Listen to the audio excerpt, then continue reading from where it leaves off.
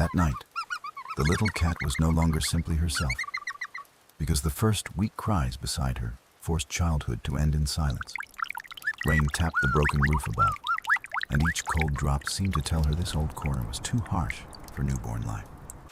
She was still painfully young, trembling from birth, yet the moment she heard them breathe, her body answered before her thoughts could. Her small tongue moved clumsily across a wet fur, not from skill, but from a desperate instinct telling her that warmth must begin immediately. She pulled each tiny body against her belly, as if pressing them close enough could keep the night, the wind, and death outside. Between licks, she kept lifting her head, ears sharp, eyes wide, already acting like the whole world had noticed her children tonight. This was not the carefree cat who once followed stray sounds for play, because now every sound felt like a possible loss. The hunger in her stomach, the ache in her body, even the sting of birth all fell behind one brutal command now. Some mothers seemed graceful from the beginning, but she looked frightened and awkward, learning love through panic before learning anything gentle at all. She nosed each kitten again and again, as if counting them by scent could prove they were real and still alive beside her. When one tiny body rolled away from the warmth, she lunged forward in confusion, then carried it back with shaking urgency alone. That moment taught her more than instinct alone, because motherhood was becoming a series of alarms she had to answer correctly tonight. Every cry pierced her differently, and though she could not name the difference, her heart already knew that each sound mattered deeply. She did not understand motherhood as an idea, only as a pressure inside her chest that refused rest while they remained fragile. The cold wall behind her became a kind of partner, something solid she could lean against while making her own body the nest. She curled tighter until her tail closed the last open gap, trying to build a safer world from nothing but fur tonight.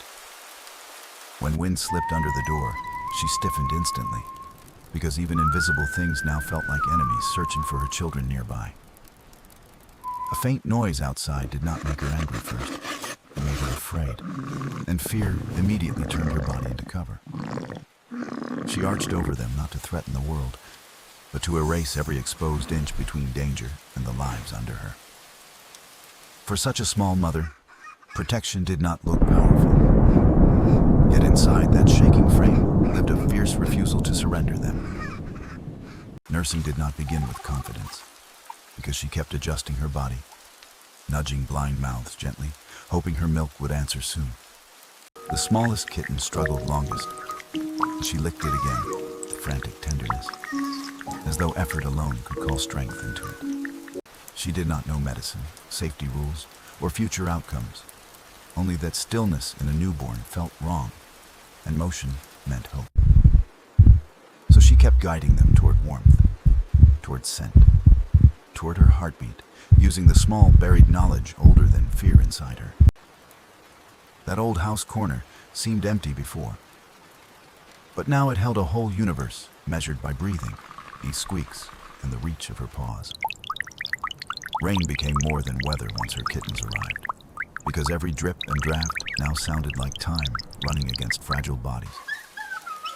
She wanted to sleep after the pain, but sleep now felt reckless, like leaving the door open while danger studied the room.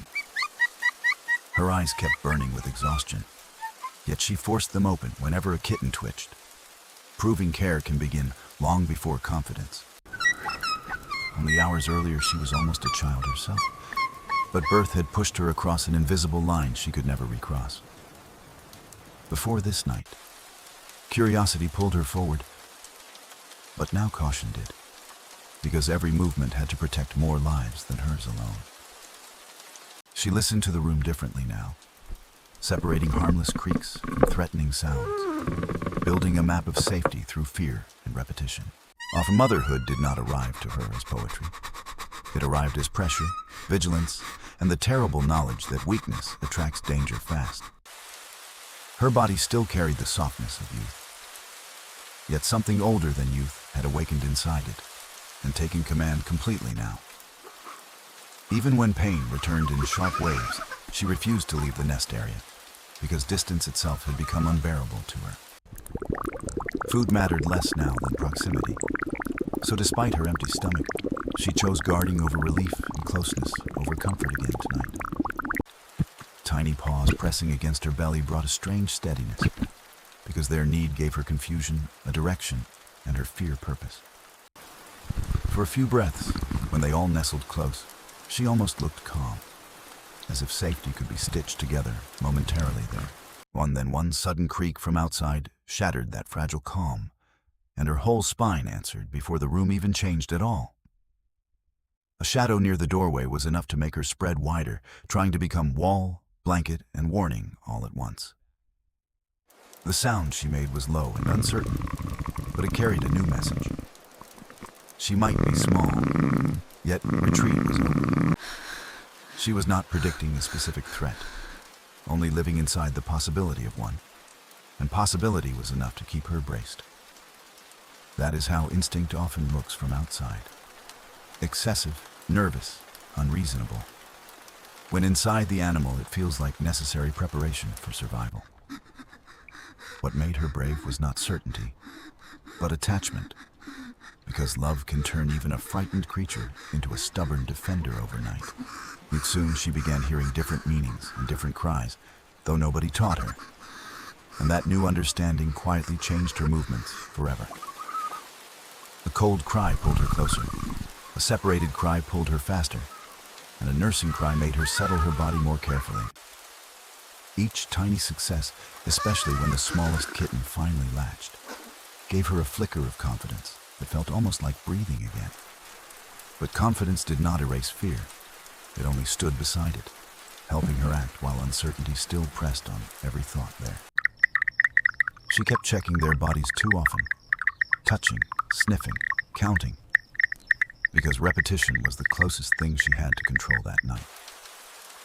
Even when she briefly licked her own fur clean, her attention snapped back immediately, as though caring for herself now required permission. And in those hours, her body stopped belonging only to her, because it had become shelter, warmth, food, and the center of safety. The nest was not just a resting place anymore. It was a school where every mistake hurt, and every correction mattered immediately. When another kitten drifted outward, she gripped its neck more carefully this time, learning that gentleness and urgency could exist together there. She placed them in a tighter circle than before, almost like drawing a boundary with their bodies so none would vanish unnoticed. Then she counted by scent again, nose moving from one head to the next, reassuring herself through touch because sight was not enough. Outside, the rain kept falling without mercy, but inside her focus narrowed until the world became only this corner and these breaths. That narrowing was not indifference to everything else. It was survival concentrating love into the few things she absolutely could not lose. Meow. Hours passed Meow. strangely around her, because pain, hunger, and time itself all Meow. blurred whenever one kitten made a Meow. weak, searching sound nearby. She learned to delay every personal need, not from noble sacrifice, but because her nervous system now ranked their safety above everything. That is why new mothers can look severe or restless, when what we are really seeing is attention stretched to its limit. She was still afraid of the room, the weather, the noises, and her own inexperience. But she stopped being afraid of effort. Her courage became practical, not dramatic, showing itself in staying, adjusting, listening, warming, retrieving, and beginning again every few minutes all night. There was no audience for what she was becoming. Yet the transformation was real, written into posture long before any human would notice.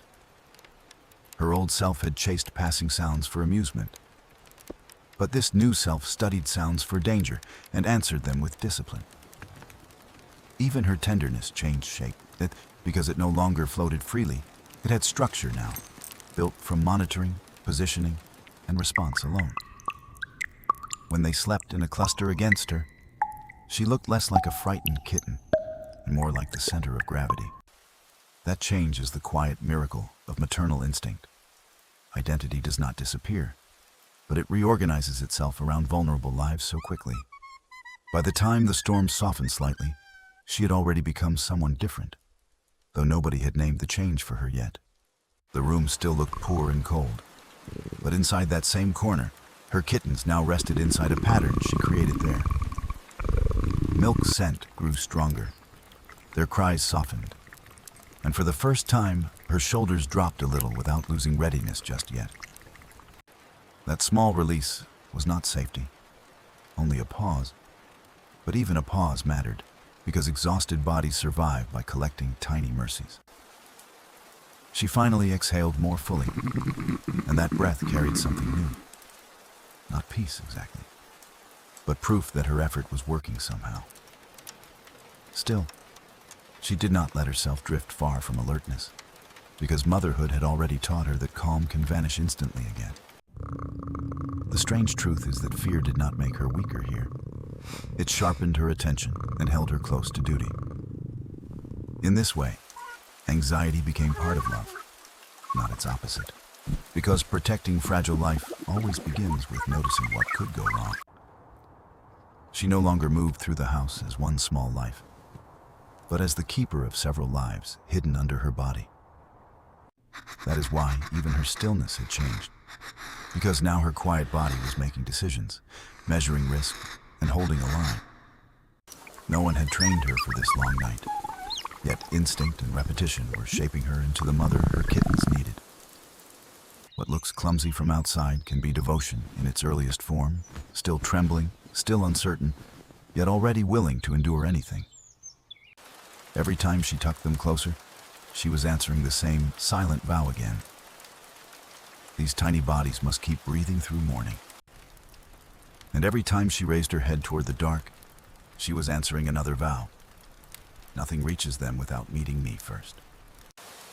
By dawn, the storm outside would matter less than the storm she had already crossed inside herself during those first maternal hours.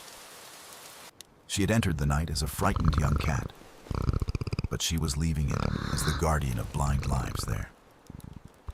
Nothing about her size had changed, yet her purpose had. And purpose can make even a trembling body stand like shelter now. This is the hidden growth inside motherhood. Not perfection, but relentless adjustment until fear and care learn to move together as one.